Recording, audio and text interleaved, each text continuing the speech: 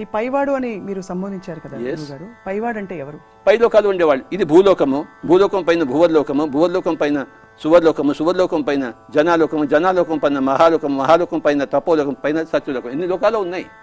వాళ్ళన్నీ పైలోకవాసులు. మనం భూలోకవాసులు. వాళ్ళైతే పైలోకవాసులు. వాడు పైనుంచి అన్ని చూస్తుంటాడు, వీడికి ఏం కావాలని చెప్పేసి. తల్లి తన శిశువుని చూసినట్టు ఎంత బాగా కాపాడుకుంటుంది. వాడు ఆడుకుంటున్నప్పుడు ఆడుకొని ఇస్తుంది, ఆకలి అయినప్పుడు పాలిస్తుంది, నోట్లో ఏదో పెడుతుంది, చక్కగా లాదిస్తుంది. అలాగే పైనున్న లోకాలను మనం దర్శించడమే ధ్యానం.